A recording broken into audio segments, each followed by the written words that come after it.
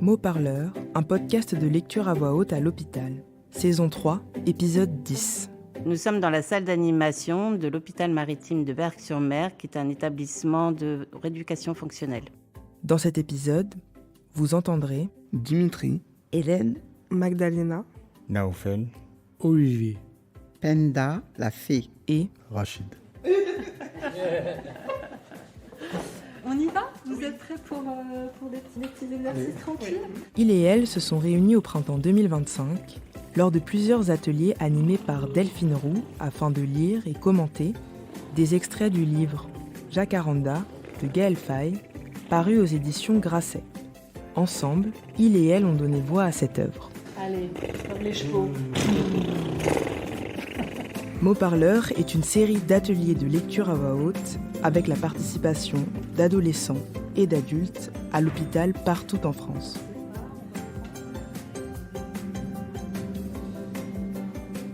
Ce projet est une proposition originale du Centre national du livre en partenariat avec l'Assistance publique Hôpitaux de Paris.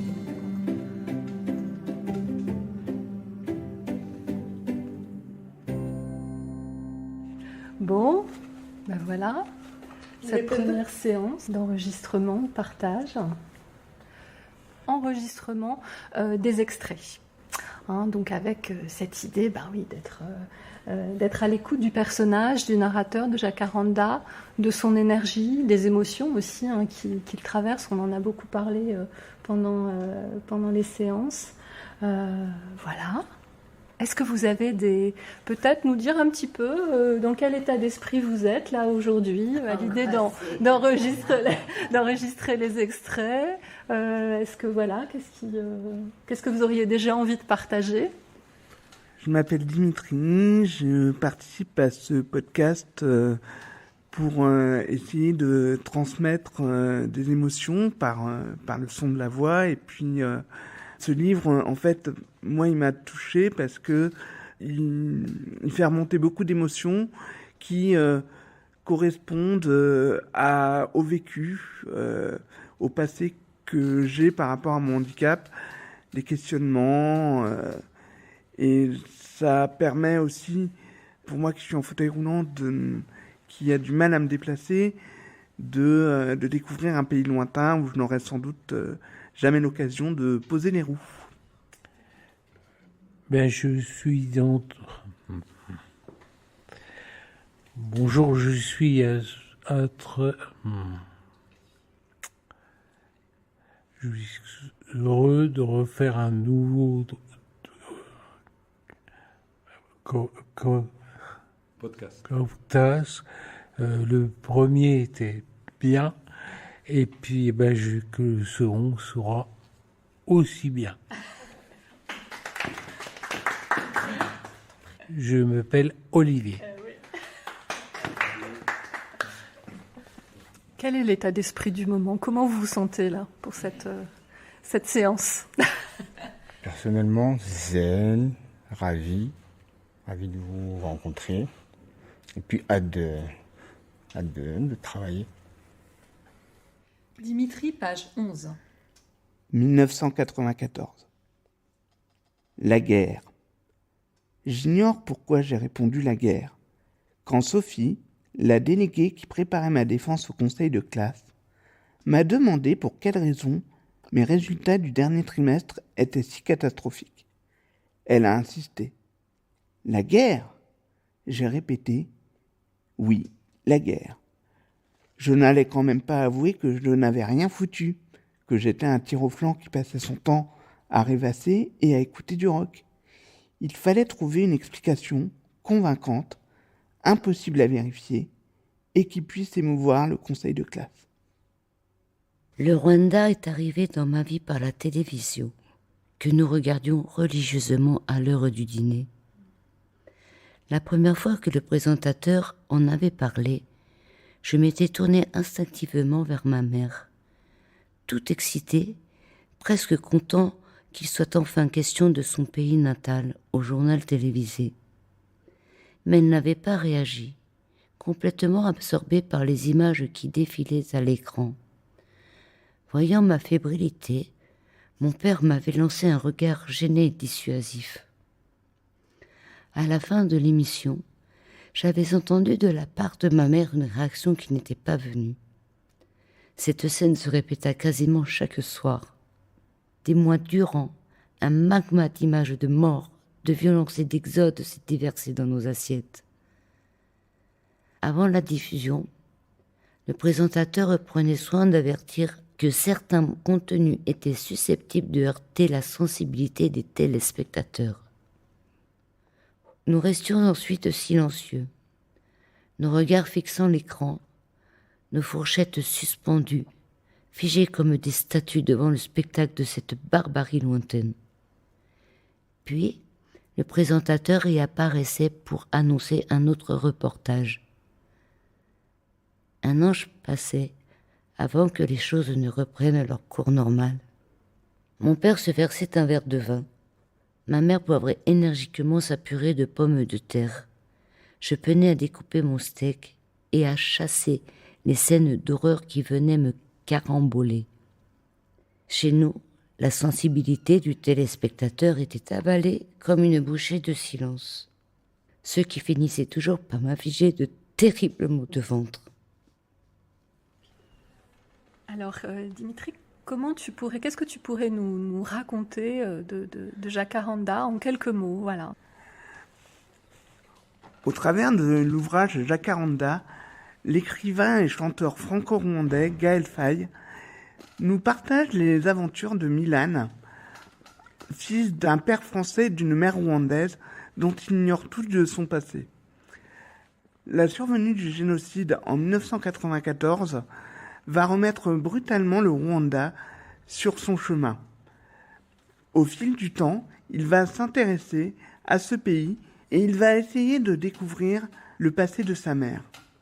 Il va découvrir un pays fracturé par les violences communautaires, mais aussi beaucoup d'amitié, beaucoup d'amour, et il tombera, pour ainsi dire, quasiment amoureux de ce pays. Olivier, page 24. C'était la fin.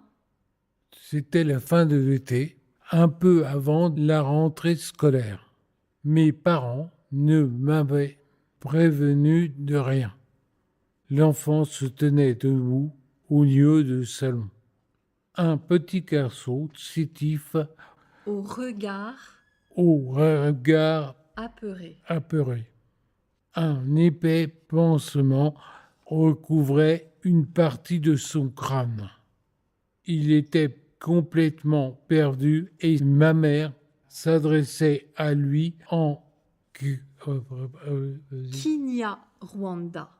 Kinyarwanda en tentant de le rassurer.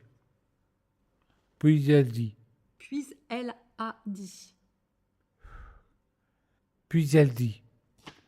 Milan, je te présente Claude, c'est mon neveu. C'est mon neveu.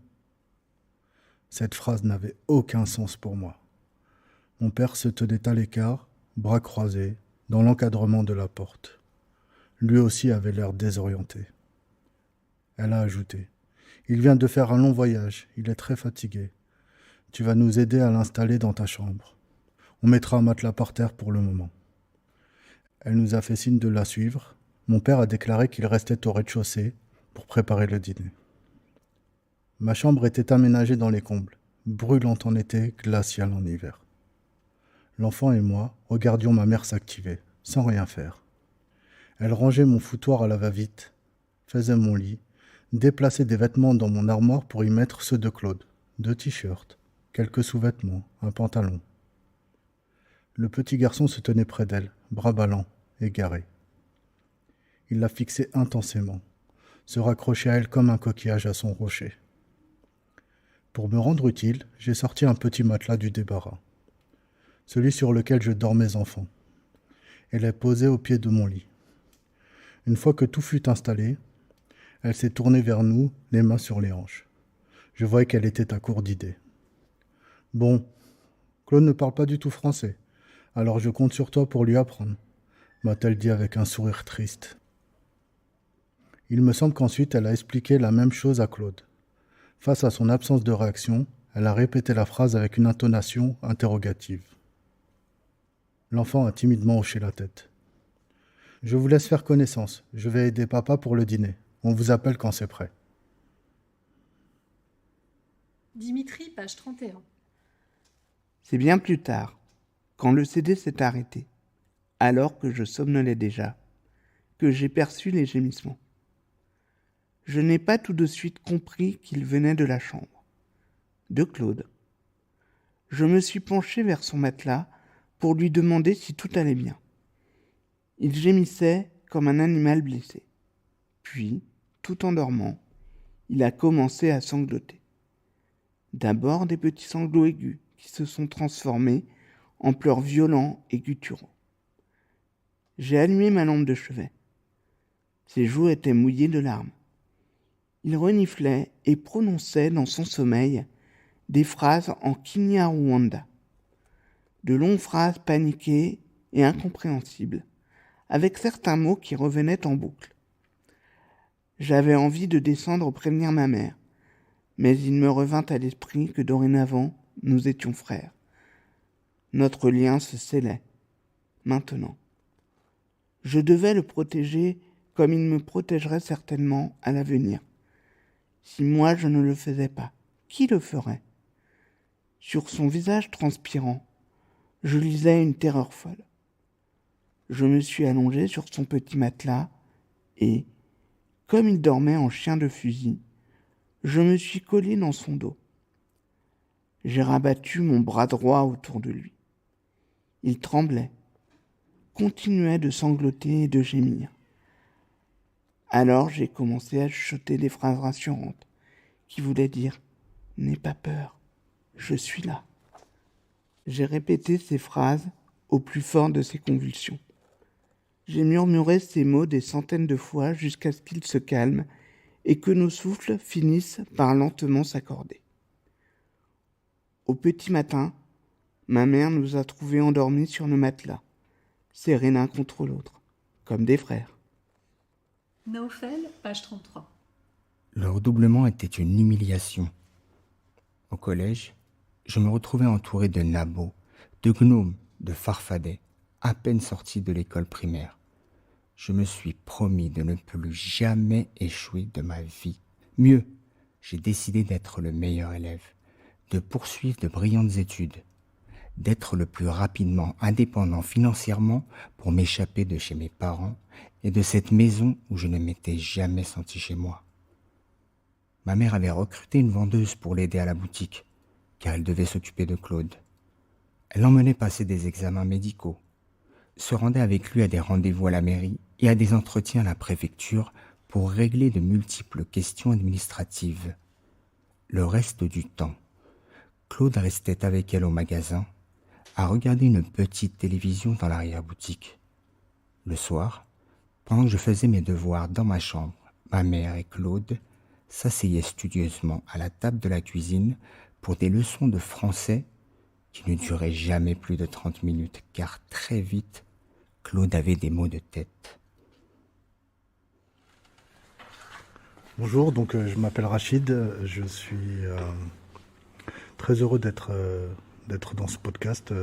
C'est vraiment une rencontre inattendue. J'ai rencontré un collègue qui avait des livres dans les mains et ça m'a intéressé. Puis dès le lendemain, j'ai tapé à la porte et Delphine me l'a ouverte, donc c'est tout cool.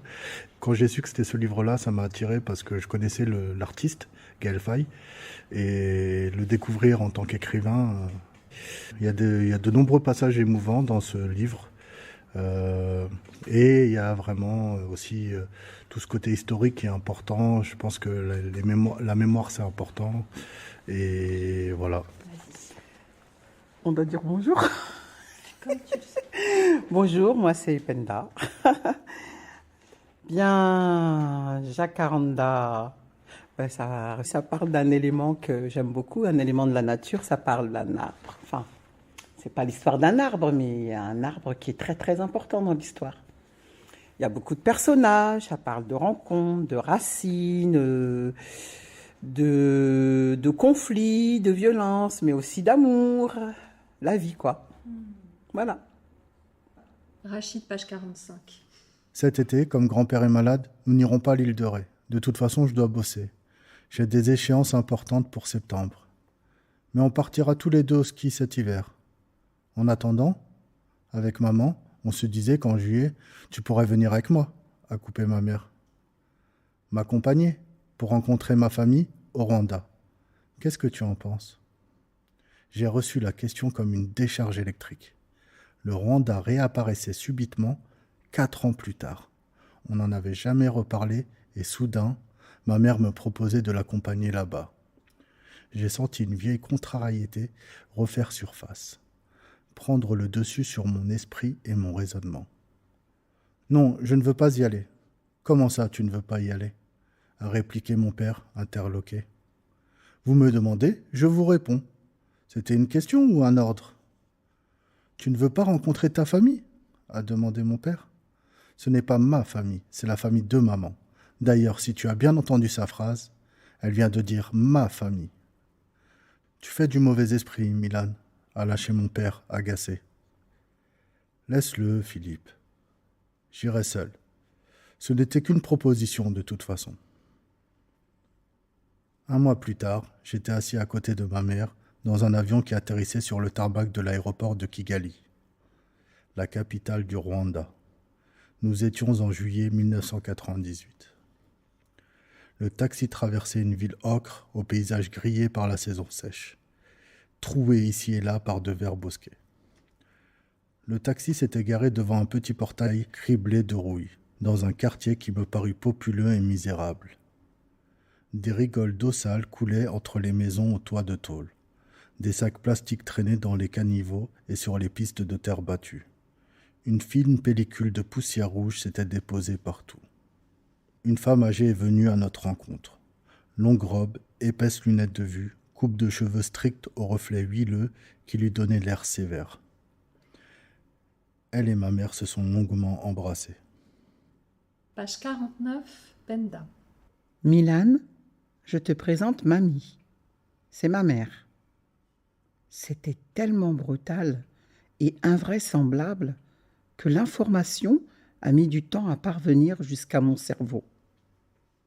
Nous étions déjà dans la petite maison de Mamie quand j'ai compris qu'il s'agissait de ma grand-mère. Ma mère ne m'avait jamais parlé d'elle et j'étais anesthésiée de la découvrir aussi subitement. Une jeune fille employée de maison est venue prendre nos valises pendant que nous nous installions au salon. Dans la pièce exiguë, je me suis assis dans un fauteuil en face de ma grand-mère. Elle me fixait avec étonnement, une main recouvrant sa bouche, tout en faisant un petit bruit de gorge semblable au démarrage d'un moteur. Plongée dans l'inconnu, je ne savais pas comment me tenir et me comporter. Pour la première fois, j'éprouvais soudain le trouble des origines. J'étais porteur d'un mystère, d'une filiation aux 1000 ramifications que cette petite femme si éloignée de moi incarnait comme une évidence nouvelle. Après ces instants de découverte et d'observation réciproque, Mamie m'a parlé en français, à ma grande surprise. « Qu'est-ce que vous voulez boire ?» Elle me vouvoyait. « De l'eau, s'il vous plaît », ai-je répondu, après m'être éclairci la gorge, en adoptant le ton d'un enfant sage. Ma grand-mère a dit quelques mots rapides à ma mère en Kinyarwanda. « Mamie aimerait que tu prennes un Fanta ou un Coca », a expliqué ma mère. Puis elle a ajouté, comme si elle me parlait en aparté, « C'est plus poli. »« D'accord, un Coca », ai-je demandé, sans bien comprendre en quoi cela pouvait être plus poli. Ma grand-mère a souri, satisfaite, puis elle a appelé la jeune employée de maison. « Joséphine !» Alors du coup, moi c'est Magdalena. Mon état d'esprit, je dirais que je suis impatiente, ravie aussi de faire ce podcast. Un peu stressée, car avec mes problèmes de bégaiement, j'avais un peu peur. Mais je suis contente parce que c'est comme on va dire une étape pour être plus en confiance avec moi. Donc c'est une bonne chose. Bonjour.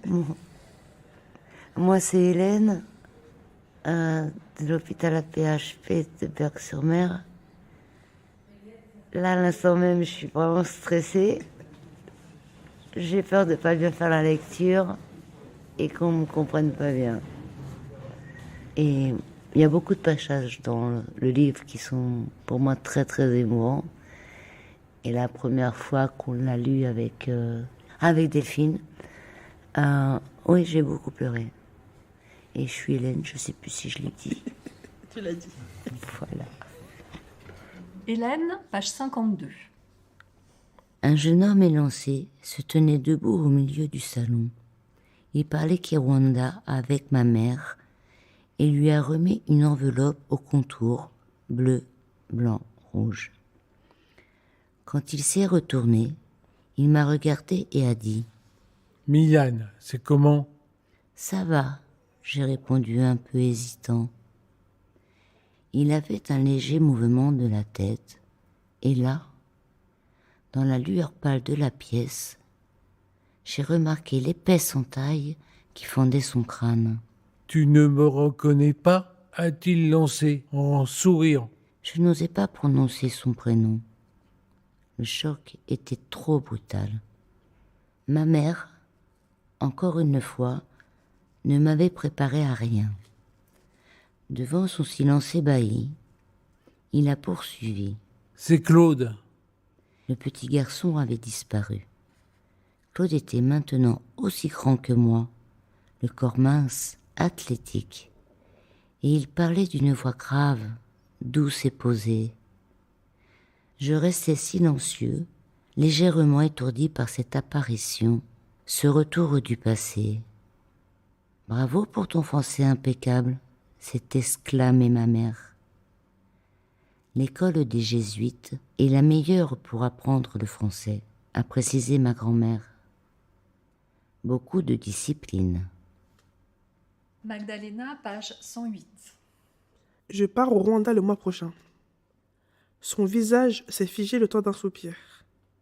Puis, elle a repris sa contenance et adopté une expression qui signifiait « Très bien, je t'écoute. Je vais étudier les juridictions Gakaka pour mon mémoire. J'ai eu la confirmation de l'université cette semaine et je compte appeler tante Eusébi pour loger chez elle, maintenant que mamie vit à Butaré. » Je la sentais terriblement secouée. Ma façon très directe de lui annoncer mes plans devait lui paraître provocante. « Tu aurais pu me prévenir de tes projets. Je préférais te l'annoncer de vive voix. Je ne comprends pas ce que tu retournes faire là-bas. Je te l'ai dit, je vais travailler sur les Gakaka, les juridictions populaires mises en place par le gouvernement pour juger les crimes du génocide. Pourquoi as-tu besoin d'aller jusqu'au Rwanda pour un mémoire? Tu ne peux pas trouver un sujet en France comme les autres? Je ne comprends vraiment pas. C'est moi qui ne te comprends pas, maman. Tu n'es pas contente que j'aille au Rwanda? Que je m'intéresse un peu à l'histoire de ton pays? Non, parce que tu ne sais pas dans quoi tu t'embarques. Tu cherches quoi au juste? Je veux savoir, je veux comprendre. Ces derniers mois, je me suis beaucoup intéressée à la législation autour des génocides. Depuis la Convention de 1948 jusqu'aux tribunaux populaires organisés par le Rwanda. Permettre aux villageois de participer directement au jugement sur les lieux des massacres, ça me paraît novateur.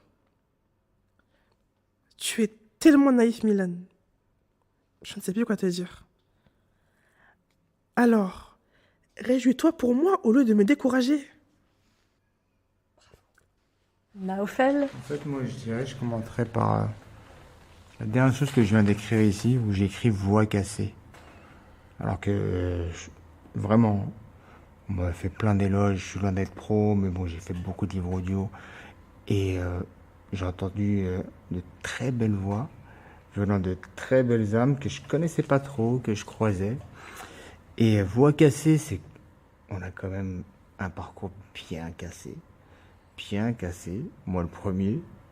Et on s'est retrouvés. Ça a été, personnellement pour moi, et je suis sûr que tout le monde va être d'accord, c'était un peu un moment, on va dire perché. Le terme est un petit peu, mais vraiment perché. J'étais hors la PHP. Merci la PHP, mais vraiment, j'étais plus à l'hôpital. Je n'étais plus... Et vraiment, c'était quelque chose de suspendu. Doux, agréable. Et puis juste, merci. Mot parleur 2025, voix cassée. Voix reliée. Et voilà, merci. Et reliée. Rachid, Oui. qu'est-ce que tu pourrais nous dire des mots parleurs, de ton vécu, tes sentiments? C'était une belle aventure. On a l'impression que c'est toujours trop court, hein, mais bon, c'était intense, donc c'était pas mal. C'est vrai qu'on a appris à se découvrir aussi, même nous entre patients. Et puis moi, ça m'a redonné goût un peu à la lecture aussi, parce que j'aime bien lire, mais c'est vrai que des fois on se perd un peu dans nos vies et on lit beaucoup moins. Et finalement, c'était une bonne occasion de le refaire. Et Gaël Faye, je le connaissais en tant qu'artiste, et je suis impressionné par son niveau d'écriture. Et même, j'ai trouvé qu'il y avait beaucoup d'intensité dans ce livre, les injustices, le racisme entre guillemets, puisque la méconnaissance de nos cultures quand on est étranger, d'origine étrangère, tout ça, ça résonnait en moi, et voilà. Donc c'était une superbe aventure. Hélène, comment tu as vécu cette aventure des mots parleurs? En quelques mots, qu'est-ce que tu pourrais nous en dire? C'était très très émouvant de par l'écrivain qui écrit terriblement bien. Il raconte des histoires, mais dans toutes les lectures qu'on a pu écouter, il y a tellement de vérité, de sincérité, mais ça percute tout le monde en fait. Et on a tous eu des émotions très fortes par rapport à ce livre. Et vraiment, cette union qu'on a eue tous ensemble au groupe, je trouve que dans notre groupe, on s'est vraiment qu'importé le pourquoi du comment qu'on est à l'hôpital de Berck-sur-Mer. En fait, on est tous là pour la même chose, c'est le combat tous les jours, chaque jour que Dieu fasse. Si on a les yeux ouverts, il faut avancer chaque jour. Ne pas dénigrer l'autre, accepter la différence. Et ça, c'est mon combat de chaque jour. Penda, page 134. En fin d'après-midi, je récupérais Stella à la sortie de l'école. Dès qu'elle m'apercevait à la grille, elle courait dans mes bras et me présentait à ses camarades comme son grand frère. On remontait la large avenue, calme et bordée d'arbres centenaires, et elle chantonnait des mélodies qu'elle inventait. Le chointement des arrosages automatiques dans les jardins rivalisait avec le gazouillis des oiseaux. « Milan, tu sais, j'aime bien quand tu es là. »« C'est gentil, moi aussi j'aime bien être là avec toi. »« Alors, tu pourrais rester vivre avec nous ? Ce serait une bonne idée, tu ne trouves pas ? Et comme ça, je ne serai pas seule quand grand-mère va mourir. »« Qu'est-ce que tu racontes ? Grand-mère ne va pas mourir. » C'est elle qui le dit. Elle dit qu'à son âge, elle peut mourir. Mais ta maman est là aussi. Maman est seule, même avec moi. Je me suis arrêtée de marcher et j'ai posé un genou au sol pour être à la hauteur de son visage. Elle me fixait de ses grands yeux clairs. « Stella, écoute-moi bien. Ta maman est avec toi. Tu es son univers, son monde entier. Et puis, si grand-mère Rosalie monte au ciel un jour, elle aussi restera à tes côtés, comme un ange. Oui, elle sera dans l'arbre. » « Dans l'arbre ? Quel arbre ? » ?»« L'arbre aux fleurs mauves dans le jardin. Elle habitera dedans avec mon frère et mes sœurs, ceux qui existaient avant moi. » Magdalena, page 145. La vision de ma mère, mangeant seule sa soupe pékinoise dans ce restaurant vide, me déprima un peu. « Comment ça va à la boutique ?»« Ça va. Toujours la même chose. J'ai m'y habitué, heureusement, car la vente en ligne commence à faire des dégâts dans le prêt-à-porter. »« Tu ne fais que travailler ?»« Non, je prends du temps pour moi. 3 fois par semaine, je continue d'aller à la piscine. Et sinon, côté cœur, j'ai demandé, tu vois quelqu'un? Comment ça? Tu n'as pas de petit copain? Tais-toi, s'est-elle écriée d'un air outré en regardant autour d'elle, comme si nous étions observés. Un fils ne demande pas ce genre de choses à sa mère. Oh, ça va maman, j'ai plus 10 ans. Tu peux me le dire si tu vois quelqu'un. Et puis, c'est quoi encore cette règle? Non, non, je ne parlerai pas de ça avec toi. Ce ne sont pas tes affaires. D'accord, c'est ta vie privée. J'ai dit dans ton narquois en levant les mains au ciel. Mais tu es en train de me dire que, depuis papa, tu n'as rencontré personne? Ça suffit, a-t-elle dit sèchement. Dans notre culture, ce sont des choses qui ne se font pas. Dans notre culture? Attends, tu parles de quoi? Elle a détourné le regard et fait signe au serveur de nous apporter 2 autres bières Tsingtao. Magdalena, est-ce que tu aurais envie de partager quelques mots sur cette aventure des mots parleurs? Bah, si je devais... Enfin, de toute façon, je vais parler. Mais si je devais dire quelque chose, je dirais que j'étais très contente de croiser le chemin de toutes ces personnes. Parce que même si on est tous venus pour des choses différentes, on a réussi à créer un lien entre nous, que je trouve beau. Grâce à ce livre, on a pu se découvrir. Je connaissais personne. Et aujourd'hui, bah, on est une famille, la famille des Jacaranda, du coup. Et là, je suis contente d'avoir fait ce podcast, d'avoir partagé ces lectures, d'avoir pu travailler sur le bégaiement, parce que c'est difficile aussi. Et du coup, je suis contente parce que j'ai passé le cap de parler devant le micro, alors qu'avant, j'avais peur. Voilà. Merci beaucoup.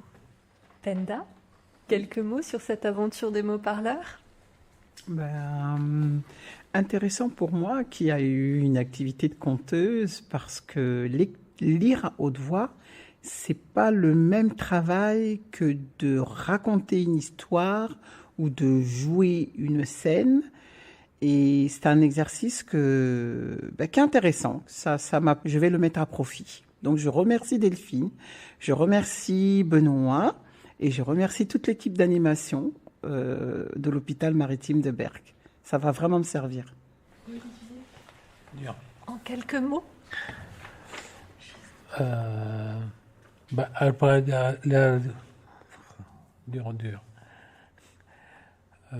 après l'ado et la discothèque, et bien maintenant, on va... Merci à Delphine et Benoît. Et on refait le cheval une dernière fois. Allez. Trop dur. Voilà. Non, tu fais pas, tu fais regarde. Regarde. Oui, c'est ça. Voilà. Ouais. Non, mais genre, mets un peu salive. Regarde, mets un peu salive. Ça va aller. Ouais, voilà. L'épisode que vous avez écouté a été réalisé par des patients et personnels à l'hôpital maritime de l'AP-HP, situé à Berck-sur-Mer, accompagnés par Delphine Roux, Séverine Agnès, Anthony Rifflard et l'ensemble du service d'animation de l'hôpital maritime. Générique prononcé par Kélia Achibéguié, finaliste 2020 du concours Si on lisait à voix haute. Enregistrement des ateliers et montage par Benoît Artaud.